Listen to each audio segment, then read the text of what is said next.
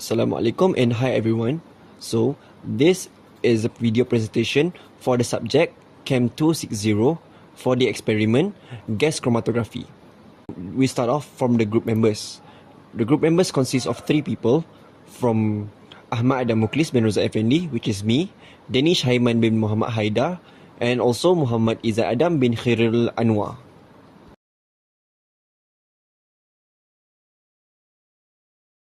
So, we start off by introduction.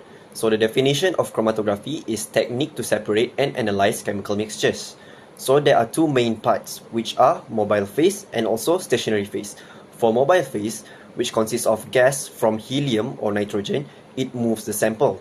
From stationary phase, it's a coated column which slows down some chemicals. So, how does it work? It works by inject sample into column, and then carrier gas pushes sample through column. Next step is chemicals move at a different speeds which are separated. The last step is a detector that records results, which from graph each is chromatogram. The advantages are fast and accurate, small sample needed, works for easily vaporized chemicals. The examples for the easily vaporized chemicals are water, alcohol, and also oil.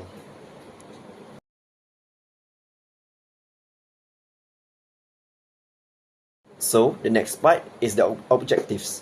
The first objective is to separate 2-propanol and N-butanol using gas chromatography.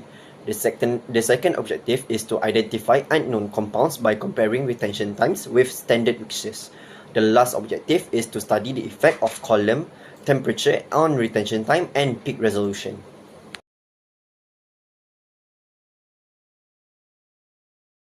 Next is for the methodology. This is a fully labeled block diagram. First, the carrier gas comes from the gas cylinder, then it passes through the pressure regulator. After that, the sample is injected into the injector. The sample moves into the GC column where separation occurs. Next, the separate components go to the detector. Finally, the data is sent to the data system.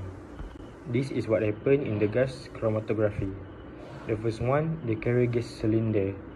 It supplies inert gas such as helium or nitrogen, acts as the mobile phase to carry the sample through the column. The next one is the pressure regulator or flow controller. It controls the pressure and flow rate of the carrier gas. It ensures stable and consistent gas flow. The next one is injector. It introduces the liquid sample into the GC, vaporizes the sample before entering the column. The GC column contains the stationary phase, responsible for separating compounds based on volatility and interaction. Next one is the oven, houses of the GC column. It controls column temperature to affect retention time and separation. Next one is detector. It detects compound as they exit the column, converts them into electrical signal. The last one is data system computer. It records detector signal and display chromatography for analysis.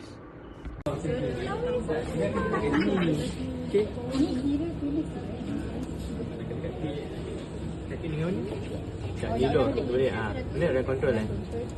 Kita sampai info. Lepas tu kita ambil. Okay, biolocation ni dia invest dekat sini. Okay, so kita punya 1. So ini 1. So 101. Sini balik.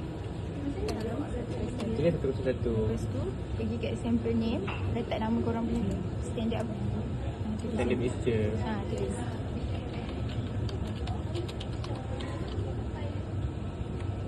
Mix. Dah tu?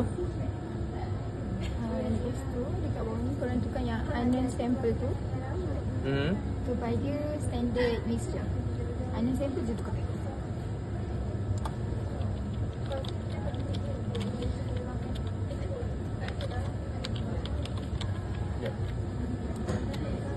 Dah tu? Lepas tu 100 kan? 100 je boleh. 100 yang 140. 100 je. Ya, buat 100. Diorang tak ada yang Tu je weh. tak ya. Bukan diorang 100 tu. Yalah, order. Tukar je kan? Tapi Jen. Oh, kan ada suhu nak letakkan suhu lain tadi. Diorang lah suhu 100. Sebab yang tu diorang tukar label je kan? Bukannya tukar. Tengok. Takut tu untuk label.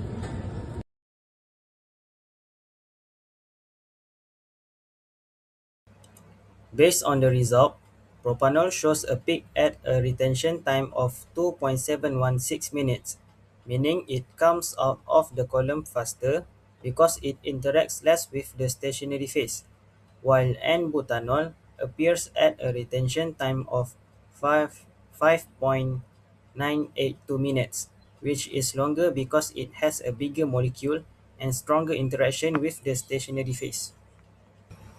At 70 Celsius, the standard mixture shows two clear peaks. 2-propanol appears first at a retention time of 2.687 minutes, meaning it elutes faster due to weaker interaction with the stationary phase. N-butanol appears later at 5.845 minutes because it has a larger molecule and stronger interaction with the stationary phase. The clear separation of these peaks shows that the method can successfully identify both compounds.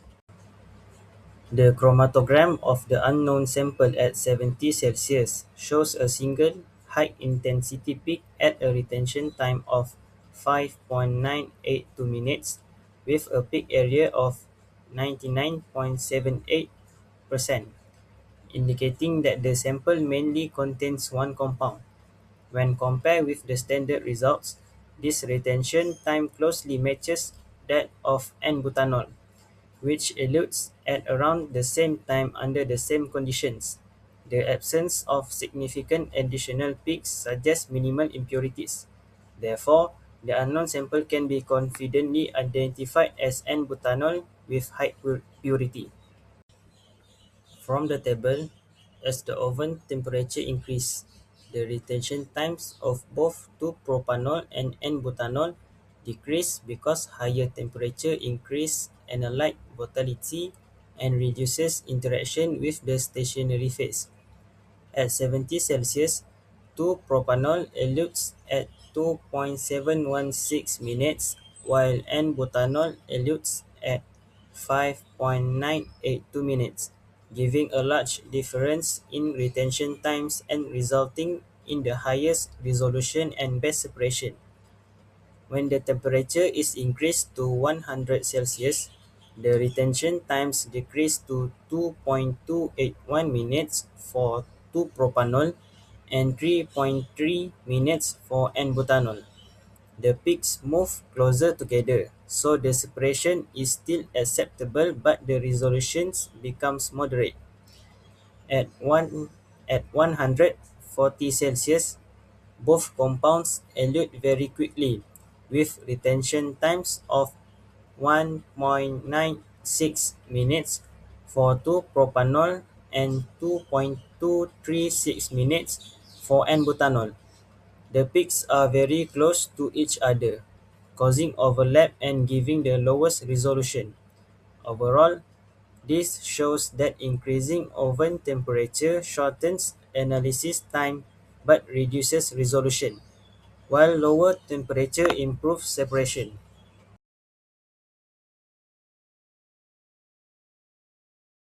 Conclusion, gas chromatography was successfully used to separate and identify propanol and butanol. The compound is in the unknown sample were identified by comparing their retention time with those of the standard mixture.